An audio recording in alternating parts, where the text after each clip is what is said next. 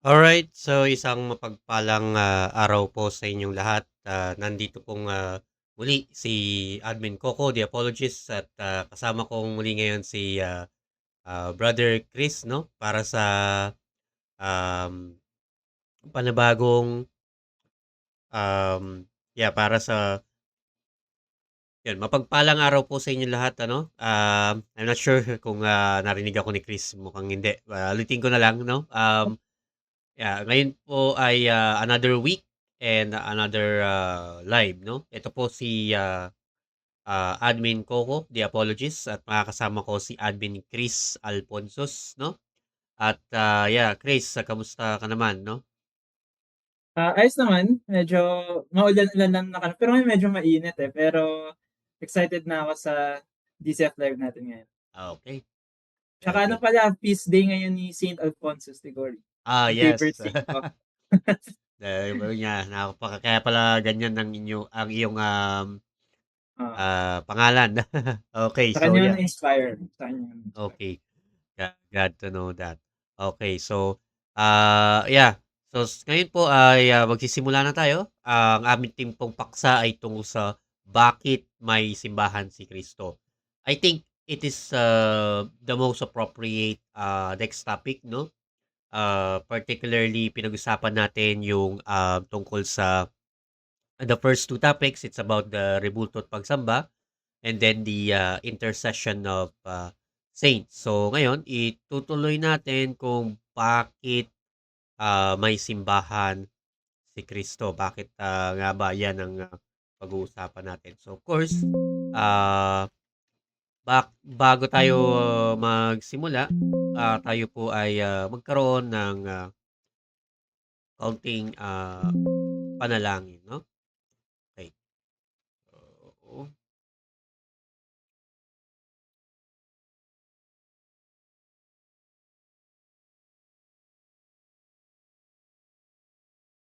okay po. So, in the name of the Father, the Son, the Holy Spirit. Amen. Panginoong Kristo, ikaw ang daan, ang katotohanan at ang buhay. Gabayan niyo po nawa ang mga kaanim ng inyong simbahang naglalakbay dito sa lupa. Naisin nawa naming lagi ang liwanag ng katotohanan at maging daan din kami upang mamulat ang kapwa sa katotohanan ng kanilang pananampalataya. Maging mga waran nawa kaming tagapagtanggol ng pananampalatayang Katoliko na kailanman ay naging tapat sa inyong mga turo.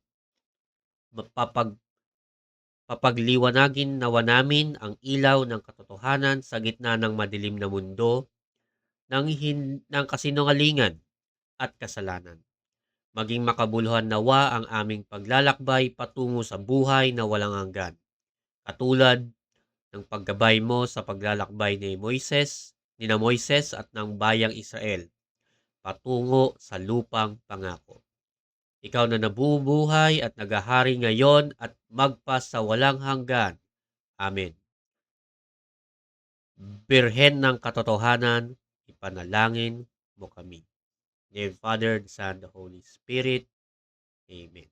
Alright, so simulan natin, Brother Chris, no? Hmm. Again po, yung aming paksa ay bakit may simbahan si Kristo. Konektado po ito, no? Sa aming unang paksa. Yun po yung mapapanood nyo sa aming YouTube channel, dcmbandards.com or defendthecatholicfaith.com. Kasi sa Facebook kasi nadidelete siya after 30 days kasi naka-live, no? So mapapanood nyo siya sa aming YouTube channel. So, yan. Bakit may simbahan si Kristo? So, sa madaling salita, sa diretsong sagot, ito ay dahil biblical kung bakit may simbahan si Kristo. Hindi na dapat yan question bakit, no? Dahil malinaw na sinasabi sa Mateo 16:18, ang kausap na dito ay ang ating unang Santo Papa na si San Pedro. Ito ang sabi, no? Ito tayo sa paborito kong magandang balita Biblia. Katolikong version. So, Mateo 16:18. Ayan. At sinasabi ko sa inyo, ikaw ay Pedro. At sa ibabaw ng batong ito, ay itatayo ko ang aking iglesia. At ang kapangyarihan ng kamatayan ay hindi magtatagumpay laban sa kanya. Ayun ang malinaw bakit may simbahan si Kristo. So, siguro naman, in some point, hindi masyadong questionable kung bakit may simbahan si Kristo dahil ito'y biblical. Pero, pag-uusapan natin din dito, ano yung tunay na simbahan? Kasi, napakadaling mag-imbento tayo rin Chris kung tayo ay, mas madadami pa yung followers natin puwede tayong magtawid ng ano diyan, eh, simbahan diyan, eh. Pangalan Hahanap tayo ng ano, ng oo, salita sa Biblia ta's oo. gagawin nating title ng sekta Oo, natin. katunog kaya kahit tunog system puwede na yun, wala namang masyadong issue diyan yung, SEC basta kaya mong buhayin, yun, okey kaya mong buhayin, kaya mong pag-register walang, issue yan. So, yun ang ating pagbibigyang diin 'no, sa tanong na bakit may, simbahan si Kristo. So, sinagot ko na sa simpleng sagot, bakit may simbahan dahil siya mismo ang nagsabi kay Pedro. 'No, na itatayo ko ang aking iglesia, okey? So ngayon, dun tayo sa part 'no, ito ay kung saan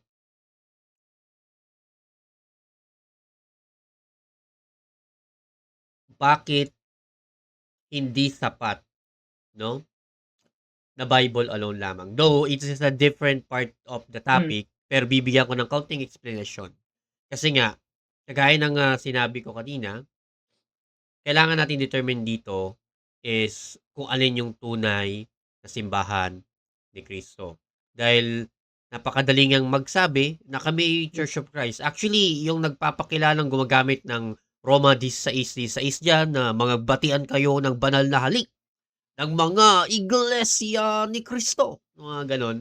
Eh, kayang-kaya rin namin sabihin 'yan. Mas pinaka-accurate kami diyan dahil nasa Roma yung simbahan namin, tama. 'di ba?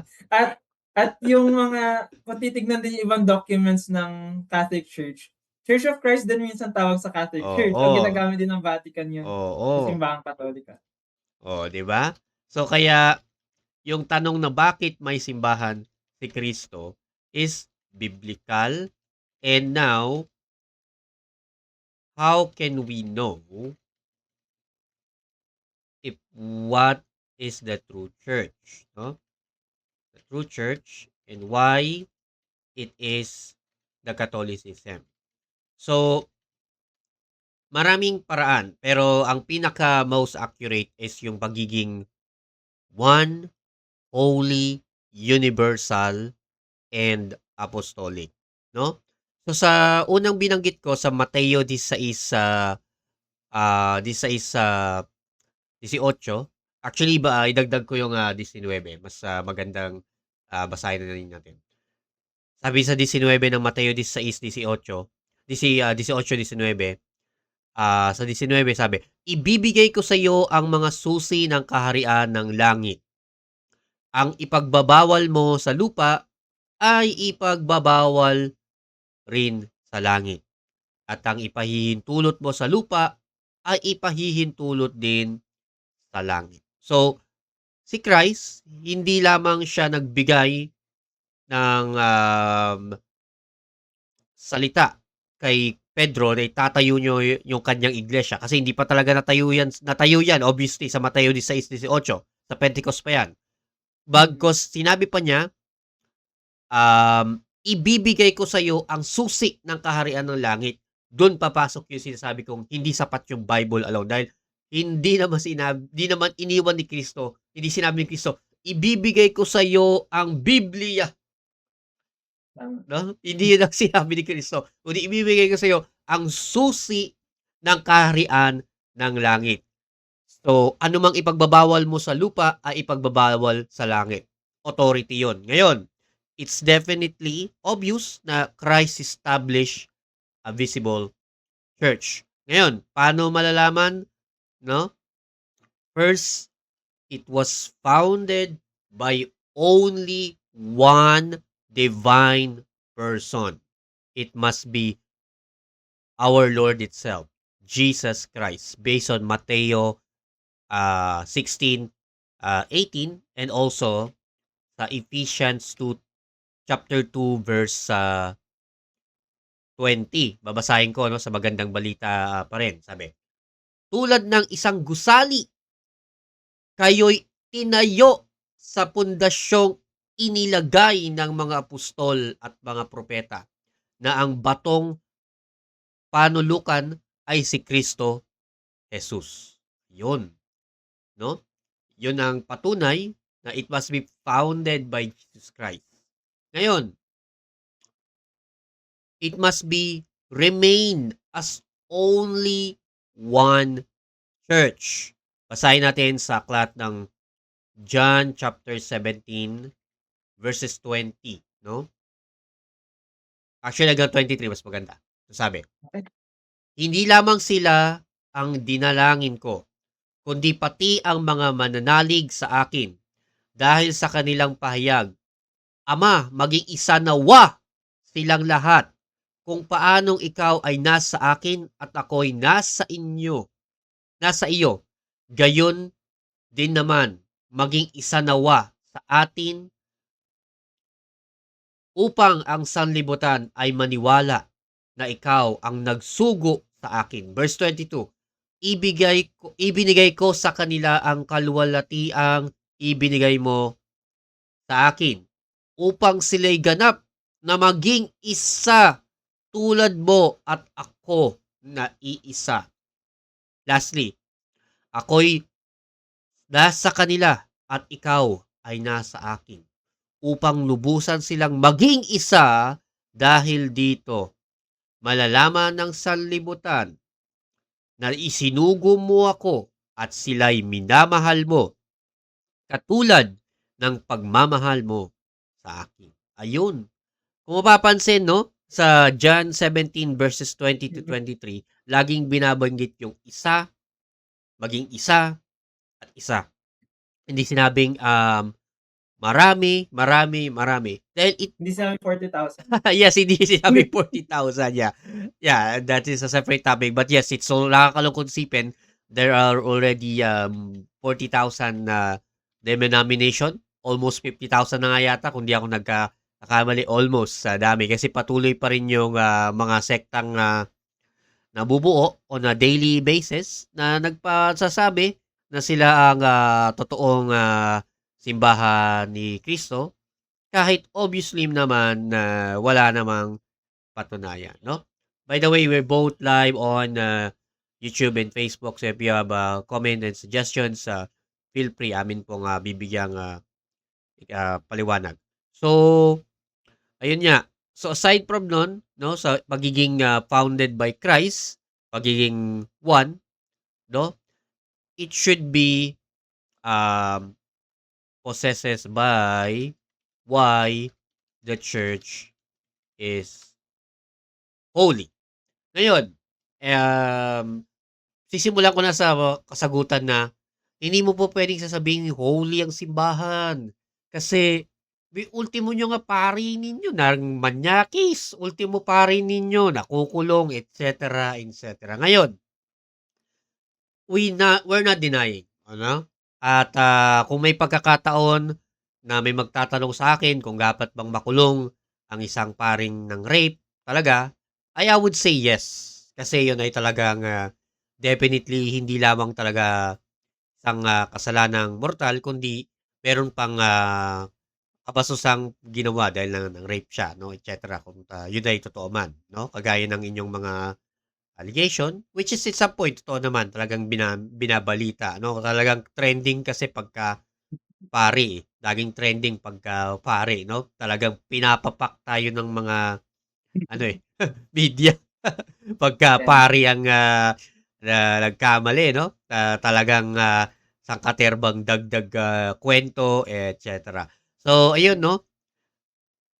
The church is considered holy. Tandaan niyo po yan. It was considered holy not because of the members, no? Kasi ang members nagkakasala, no? Lahat ng tao, lahat ng taong member ng simbahan, lalo yung mga nabubuhay ngayon, lahat yan ay nagkakasala, no? Kahit sino ka man sa simbahan, ano man ang ranggo mo, kahit, we could say, kahit ikaw pa ang Santo Papa, not even the Pope, he never said that, hindi ako nagkakasala, I cannot be seen. No, he always says that he is a sinner, no? Now, the simplest answer that it is because the founder, no, must be holy. Siguro wala namang tututol sa akin kung sasabihin si Kristo banal. Si Kristo pinakabanal. Kahit pa yung Iglesia ni Cristo na 'yan ang turing lamang sa kanya, tao. Tao, katangi-tanging tao. Kasi ayaw nila yung ano, eh, yung, tao lang, mali daw yun, mali. Yung kundi katangi-tanging tao 'no, pinakamataas na tao kumbaga, anong klaseng tao ba yun? Pero tao pa rin. Oo, basta tao pa rin yun yung point dun, eh, tao pa rin. Ano mang sabihin ninyo, pinakamataas man yan or what, basta tao pa rin siya sa inyo. Yun ang napakasimpleng, sagot that the founder should be holy. Kasi kahit naman po anong turo ng simbahan tungkol sa kabanalan 'no, siguro I would say, Chris, parang 'yan yung ginagamit ngayon 'no. Kasi, alam mo naman, tayo ay, napa-subscribe bigla kay, Ivana 'no, tungkol dun sa Hindi ako pagsusugal niya, nag-subscribe. oo. Hindi ako nag-subscribe. Ay, hindi sa pasugalan, hindi tayo Oo. susubscribe sa, sugalan. Kumbaga dun sa post niya na Yung namimigay siya ng nag-viral. iPhone, tapos, biglang meron pala sa i-comment dun sa ano niya, na nagpo-promote siya ng sugal 'no, hindi naman tayo sa part ng gano'n na may nag-comment kasi sabi niya na ng mga tao, "It is up to the person naman kung magsusugal," 'no?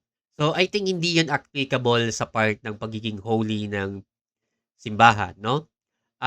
The church will maintain and remain holy not because of, the people. The people is, sinners. Lahat kami dito, lahat ng taong simbahan, lalo yung mga laging serve sa simbahan, mga makasalanan 'yan. Kaya 'yan patuloy na nandiyan nagse-serve. Hindi tumitigil dahil kaminado yung mga 'yan na sila ay talagang makasalanan, 'no? The simplest answer, it is the founder must be holy at all time. And walang sino mang divine person ang pwedeng maging ganyan, kundi si Kristo lamang.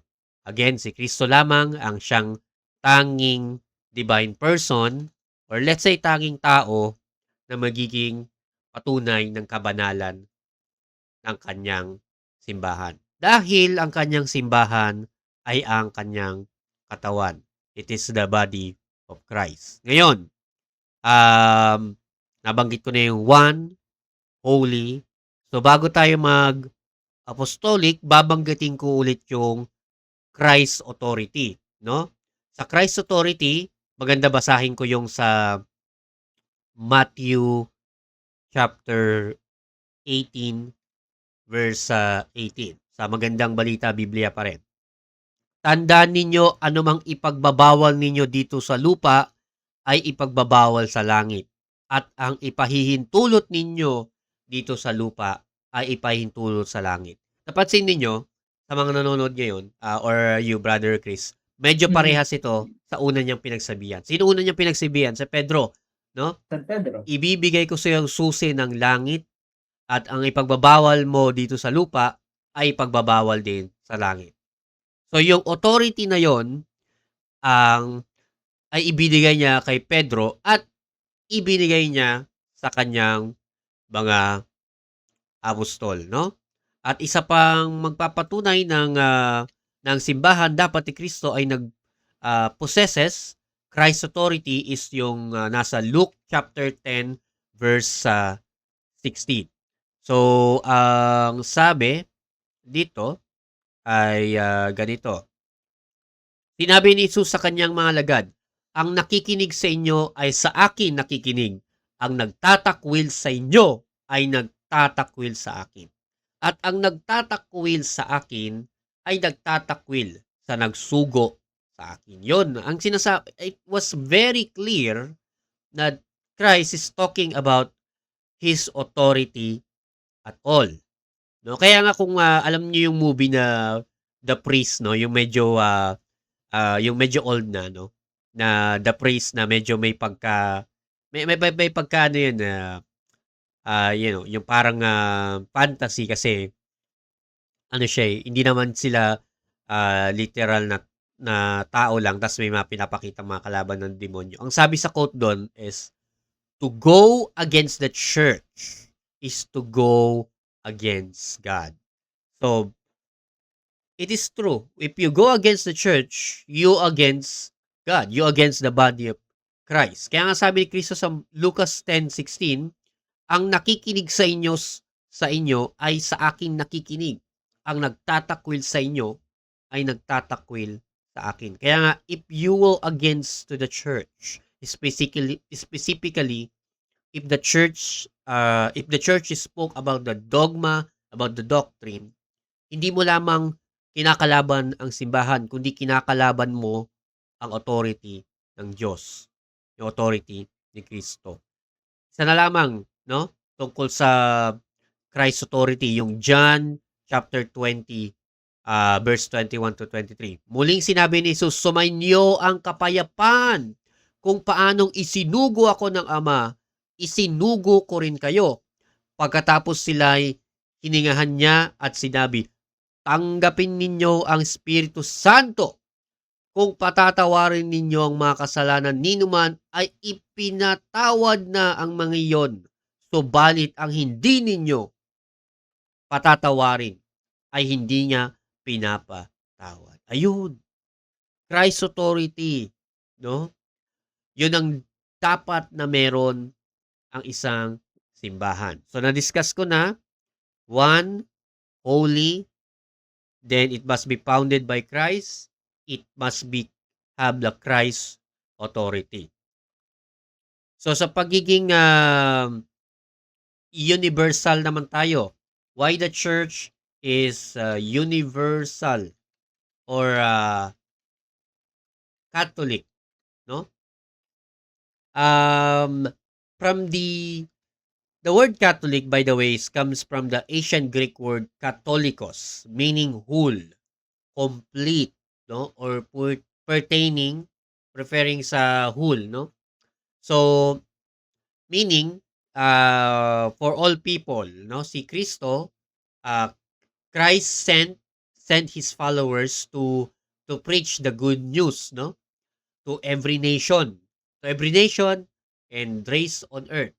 So, ginagawa niyang making the body of believers then open to all human beings without any limit, no? Ngayon, sino ang unang bumanggit niyan? Si Saint Ignatius of Antioch, yung nag-define. Okay? Yung nag-define, hindi yung yung nagpasimuno ng lahat. Baka sabihin naman, o sinabi ni Carlo, si Saint Ignatius yung nag-invento. Yung nag-define po talaga, no? Si Saint Ignatius of Antioch. Pero noong around 110 AD. Pero hindi siya yung nagtayo ng Catholic Church. Nag-exist na po ang Catholic Church mahabang panahon bago pa nabuhay si Saint Ignatius of Antioch, no? Around 110 AD, he described or he used that phrase, the Catholic Church, to describe the worldwide assembly of Christian believers, no? Yun po. Ang simbahan ay universal dahil ito ay galing sa Gregong salita na Katolikos, no? Ngayon, biblical ba ito? Yes, no? Maraming referensya na nakabatay sa Biblia ang pagiging pagiging universal. Babanggitin ko yung sa Mateo 28:19, no? Ito pong sabi, kaya't humayo kayo, gawin ninyong alagad ko ang mga tao sa lahat ng bansa. Bautismuhan ninyo sila sa pangalan ng Ama at Anak at ng Espiritu Santo. Diba? Ayun, gawin ninyong alagad ko ang lahat ng mga tao. That is pertaining already to Catholic, to being the church as universal. Okay? So, bago ko ibigay ang trono sa iyo, Chris, at babanggitin ko na yung pinaka-last part, no? Which is yung pagiging pundasyon niya ay isang apostolic. So, why the church is apostolic? It's very obvious sa mga talatang binanggit ko, unang-una pa lang ang unang pinagkatiwalaan ni Kristo ng susi ng langit at lupa ay isang apostol. Ang aming kinikilalang, Santo pinakaunang ang kinikilala naming the first pope, which is si Saint Peter. Dun pa lang obvious na ang isa sa mga na ang isang pundasyon sa pagkilala ng tunay na simbahan, ano, kaugnay sa bakit may si Kristo ay pagkakaroon ng pundasyon mula sa mga apostol.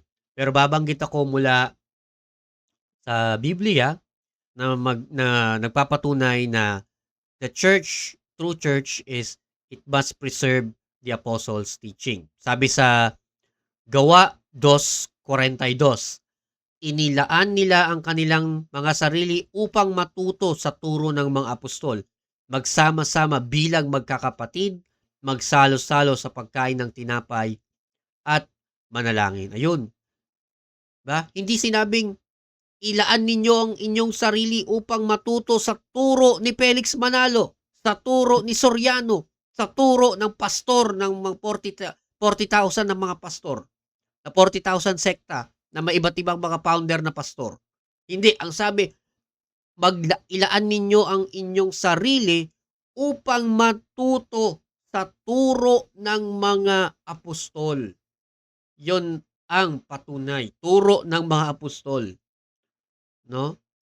Isa pa sa 2 Thessalonians 2:15. Kaya nga mga kapatid, magpakatatag kayo at panghawakan ninyo ang mga katuroang ipinasa namin sa inyo, mga apostol yan, sa pamamagitan man ng aming sinabi or sinulat. Ayun o, oral and written tradition. Wala sila yan, pero kami meron yan. So, yun. So, na-discuss natin that the biblical marks of finding what the true church relate to bakit may simbahan si Kristo is it must be founded by Christ, it must have Christ's authority, it needs to be one, holy, Catholic, and Apostolic Church. Ay lamang po, ibibigay ko sa inyo ang trono, Brother Chris. Salamat po, no? Again, we're both live on YouTube and Facebook. If you have comments and suggestions, feel free. Maraming salamat. Salamat din, Brother Carlo. Siguro, mamaya babanggitin ko yung mga ibang Bible verses kasi lalo na para sa akin nung inaaral ko yung Catholic Church, kasi briefly, hindi naman ako deboto dati, hindi ako devout Catholic, pero it's something na inaral ko, ni-research ko, at sa tulong ng Diyos, ni-remind niya ako kung ba't nga ba ako Katoliko at isang grasya na pinanganak ako bilang Katoliko at ginabayan niya ako sa katotohanan. So siguro Amen. before ko banggitin yung Bible verse like bakit tayo naniniwala sa Catholic Church, ano yung relevance ng history, kasi alam ko naiirita yung iba pag sinasabi, sino nagtayo ng simbahan mo? Alam ko Ah, naiirita yung iba dito kasi para sa kanila Bible alone lang. Pero may halaga kung bakit yun yung tanong. Pero yes. siguro bago ko banggitin yun, sagutin ko lang din yung ibang sinasabi ng iba. So halimbawa, naalala ko yung binanggit mo si Felix Manalo, si Eli Soriano. Natatawa lang ako minsan kasi kahit nire-reject nila yung papal infallibility, kahit nire-reject nila yung sacred tradition, pero parang sa sarili nilang sekta, nagkakaroon ng infallible interpretation si Manalo, na kung ano yung interpretation ni Eli Soriano, yun yung tamang interpretation, na parang siya na rin yung infallible. Oo Tapos di nga. ba nung namatay na si Eli Soriano, alam ko may mga nagreklamo kasi dun sa pumalit sa kanya. Di ko alam yung pangalan eh. Pero sinasabi Si na Angel mas preferred, Manalo. mas preferred daw nila yung tinuturo ni Soriano at kung ano yung tinuturo niya, yun daw dapat yung ipagpatuloy. So in some sense, parang may sacred tradition na rin sila. Ayaw man nila sabihin yun, pero parang tradition na rin yung dating kung yung interpretasyon ni Soriano, yun yung pinagpapatuloy nila sa mga susunod na henerasyon. Ngayon, alam ko naman na kakatuwa lang kasi minsan may mga protestante din na nagsabi, One Holy Catholic and Apostolic Church din daw sila. Hmm, Sabi na one church lang din daw sila kasi at universal sila.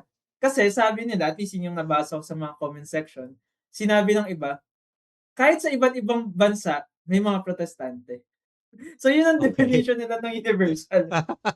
Pero napapaisip ako, ano ba yung paniniwala ng mga protestanteng yun?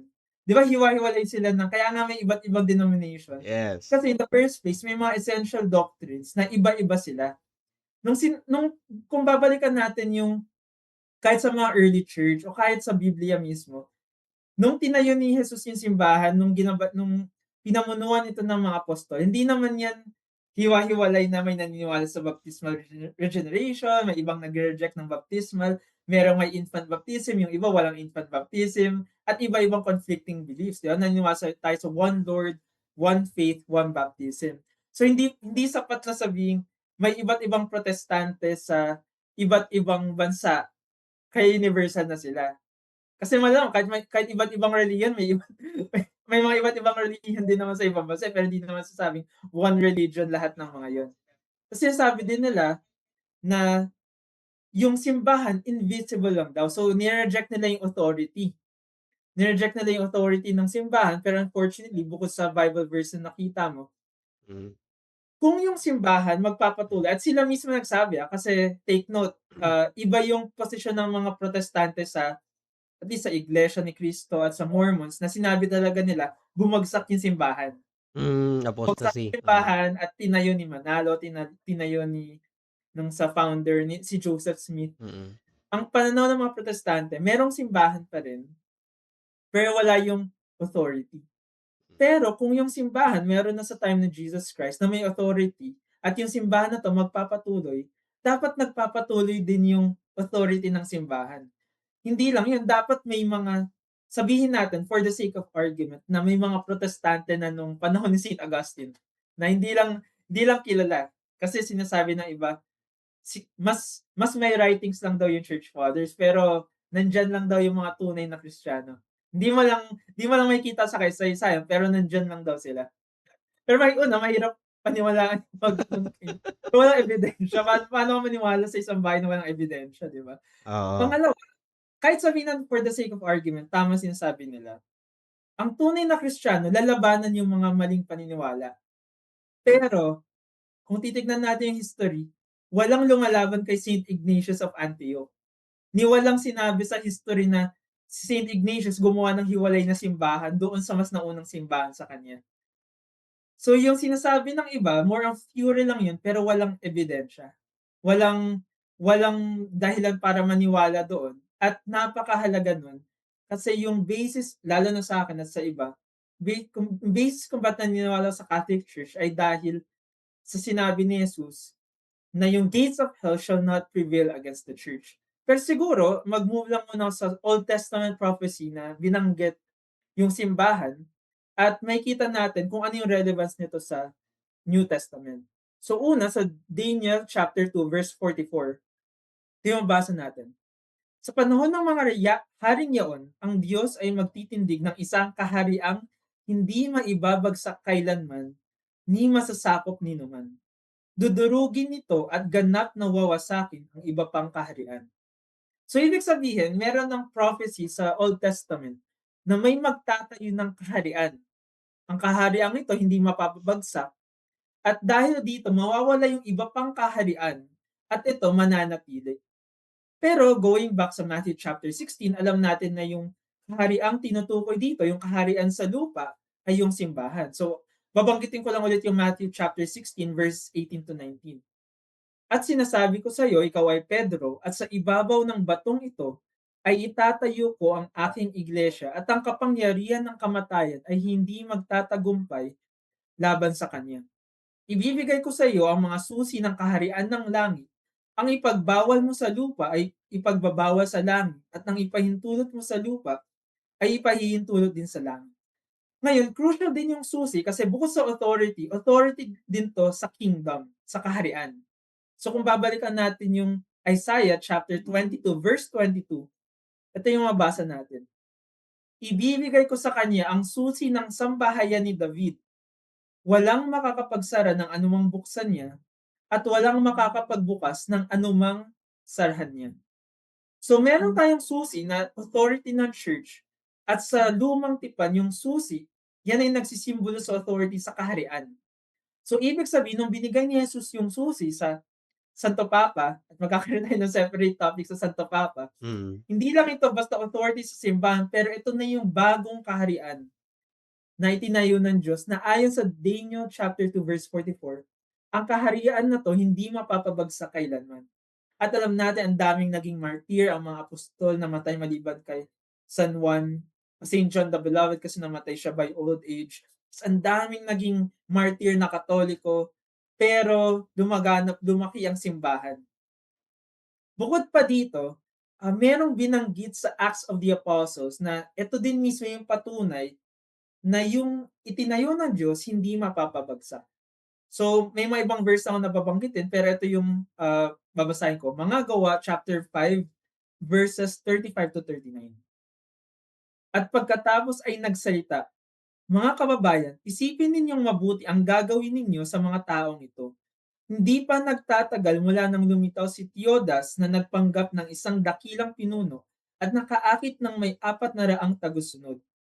Ngunit nang mapatay siya, nagkahiwa-hiwalay ang kanyang mga tauhan at nauwi sa wala ang kanilang kilusan.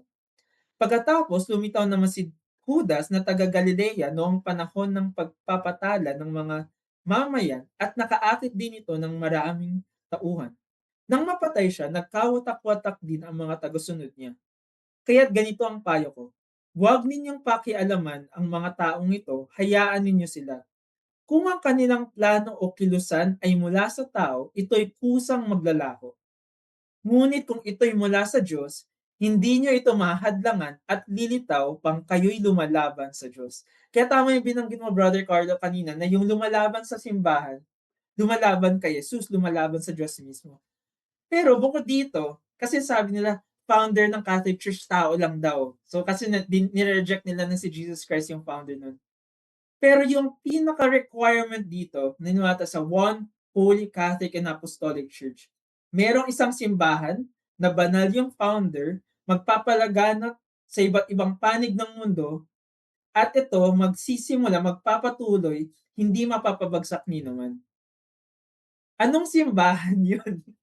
Kasi sabi naman nila, wala naman nakalagay, tinayo ni Jesus ang Romana Catholica Roman Catholic Church. Wala daw mabasa word for word. Pero yung argumento natin, hindi natin sabi word for word sabi ni Jesus, Jesus established the Roman Catholic Apostolic Church. Hindi yun argumento at hindi magandang argumento yun.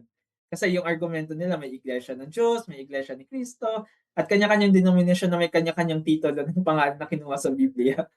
Pero simple, anong simbahan ang nakatayo noon na hanggang ngayon hindi pa rin bumabagsak? Anong simbahan ang makikita sa kasaysayan? Kaya walang sense yung sabi, hindi kami titingin sa kasaysayan. Pag tinignan mo kasaysayan, peking simbahan yan. Kasaysayan mismo nagpapatunay ano yung simbahan na tinayo. Parang naalala ko lang ngayon, kung merong CCTV, at sabihin natin may crime scene, tapos nakita may isang taong pumasok sa bahay, tapos naganap ang crime scene, tapos lumabas yung taong yun, tapos yung crime scene. Hindi mo kailangan malaman kung ano nangyari sa loob. May ebidensya ka na eh. Yung CCTV mismo na yun yung ebidensya. Ganon din. Klaro ang kasaysayan, walang born-again Christians before, walang Reformed Christian, walang Iglesia ni Cristo.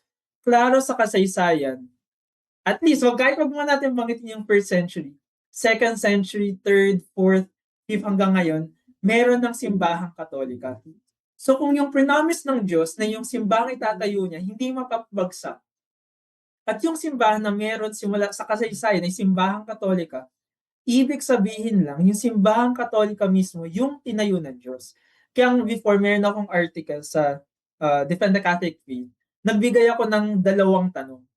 Sabi ko sa kanila, unang tanong, maniniwala ba na ang simbahang Katolika ang simbahang itinatag ni Jesus sapagkat ito lamang ang simbahang hindi naglaho? O number 2, o sabihing peking Kristo si Jesus sapagkat kung naglaho ang tunay na simbahan, hindi mula sa Diyos ang simbahang ito. So for me, ito lang talaga yung 2 options. As kung dadagdagan ko pa ng option, sabihin natin hindi Catholic Church. Anong simbahan ang One Holy Catholic at Apostolic kung hindi Catholic Church? At wala silang mapapakita. Sila nga mismo nagsabi, nagtatago lang daw yung mga tunay na Christian. Natatakot sila Una nagtataka kung tunay na Kristiyano sila, bakit sila matatakot? Hindi gano'n ang isang Kristiyano. Hindi gano'n ang naligtas ng gospel. Sila mismo nagsabi na ligtas sila ng gospel. Umalis sila sa simbahan, naligtas sila, matapang sila na lumaban sa simbahang Katolika. Pero for some reason, hindi gano'n yung Kristiyano dati. At ito pa siguro yung follow-up question ko. Pwede ko rin siya gawin ng article susunod pero naniniwala ba ang mga protestante na yung simbahan na meron sila hanggang dulo mananatiling nakatayo? At anong ebidensya nun sa Biblia? Kasi kung kung sasabihin nila imposibleng mali interpretation natin at walang reference doon, wala din silang basihan para maniwalang hanggang sa pagdating ni Jesus, may iglesia ni Cristo pa rin, may MCGI pa rin, may born again pa rin. Pero kung sabihin nila, ito, Bible verse to, sabihin, yung simbahan namin hanggang sa dulo nakatayo. Bakit hindi nag-apply sa simbahan tinayo ni Jesus? Bakit for some reason sa kanila lang nag-apply, hindi sa dati? And for me, kapag maging honest and open yung isang tao, may kita niya yung Catholic Church, yung simbahan tinayo ni Jesus. At hindi lang yon. Kasi sabi nila, Catholic Church, pero mali naman yung doktrina nila eh. Pero paano mo nalamang mali yung doktrina nila? Ang punto ng argumento na to, kapag nalaman natin kung anong simbang itinatag ni Jesus, yung doktrina ng simbang yun yung tama. Yung interpretasyon ng simbang ito, yun yung tama. Hindi yung personal interpretation ng kung sinong pastor or founder ng denomination nila. Kasi ina-assume nila yung interpretation nila, yun yung turo mismo ng Biblia. Pero baligtad. Hindi mo dapat isipin kung ano muna yung tamang doktrina tapos tsaka ka maghahanap ng simbahan. Alamin mo muna ano yung tunay sa simbahang tinayo ni Jesus at saka matatanggapin ano yung doktrina ng simbahang ito. Yun lang naman.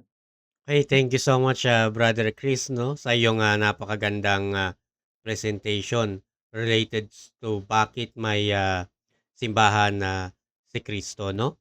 At ayun, so malinaw ang aming mga pahayag tungkol dyan, no?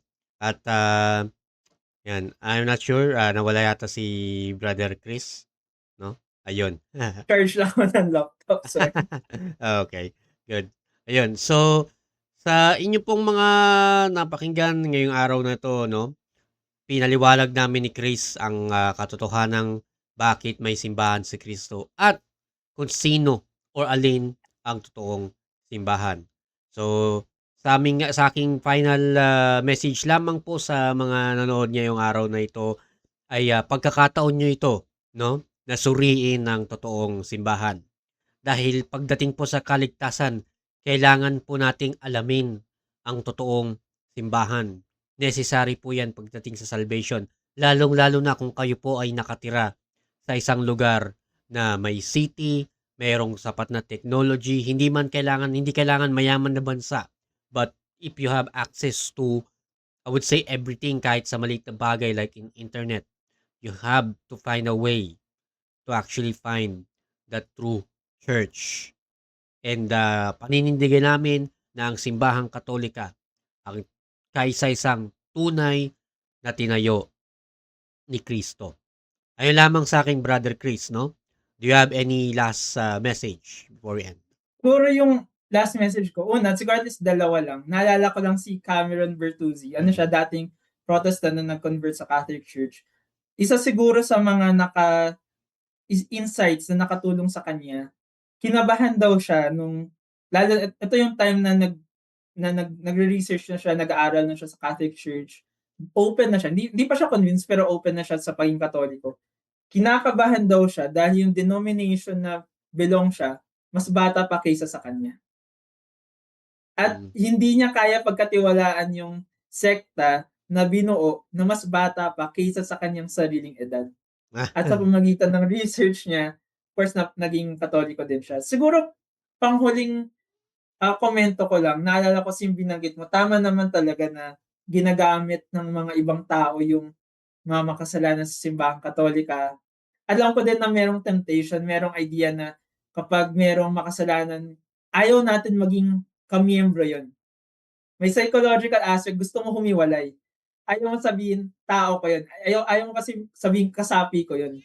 Kaya nga yung iba, ang daling mag-excommunicate. Ang Tagalog excommunication, yung ginagawa ng Iglesia ni Cristo kapag may umalis sa kanila.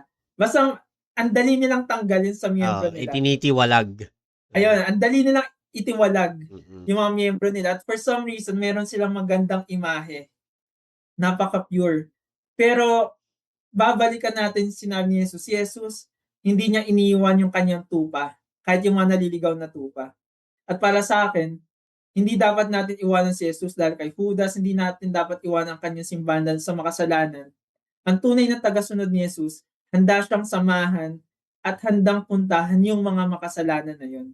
Handa siyang maging mapagpakumbaba para sabihin kung ano yung kanyang kasalanan at handa siyang tumulong maging parte ng solusyon. Hindi maging parte ng problema Mm. para lang magkaroon ng tunay na imahe. Pero magsisimula lamang yun kung alam natin ano ba yung simbahang itinayo ni Jesus. Kung merong ibang simbahan tinayo si Jesus, open kami sa suggestions. Anong simbahan yun? Anong simbahan yung One Holy Catholic Apostolic? Anong simbahan yung simula noon hanggang sa buong kasaysayan, yun yung simbahan. Kasi kahit Orthodox Church, pinagkaiba, may Pope dati, ang Orthodox Church nawalan ng Pope. Naging patriarch. So kahit, naging patriarch na lang sila, pero hindi na sila united sa Pope. Pero even then, napakalapit nila at nasa side ng Catholic Church ang Santo Papa. Kung hindi Catholic Church, sa side ng Protestante, anong church yun? Open kami sa suggestions. Pero kung maging open tayo, wala nang ibang option. Catholic Church lang. Mm. Yun lang naman. Salamat. Maraming salamat, Brother Chris, sa iyong pinakauling statement, no? So, ayun na rin din ang aking sa akin at tatapusin ko ito sa muli sa pag-imbita sa inyo sa aming weekly live, no? Every Saturday na ito so far. At salamat sa Diyos at patuloy pa rin namin itong nagagawa. This is actually our third week of doing the live, no? So, maraming salamat sa mga patuloy na sumusuporta sa amin. So again, I'm promoting our page, Defend the Catholic Faith. Same name with our other social media account like YouTube, Instagram, and TikTok. And soon, magiging live na yan, sabay-sabay, no? Right now, we're live on YouTube and Facebook. Soon, maging sabay-sabayan yan. I'm still working on it on Instagram kasi napansin ko medyo marami rin tayong views on the Instagram nakikita ko yan sometimes kahit the Instagram has a lower followers, the views mas mataas kumpara sa Facebook. So I'm looking forward to do the live as well on Instagram. So muli po, ito po si Admin Coco, the apologist. Kasama ko si Admin Chris Alfonsus sa ngalan ng buong Defend the Catholic Faith Ministry. Maraming salamat po. See you next week and God bless us. Maraming salamat po and bye-bye. God bless.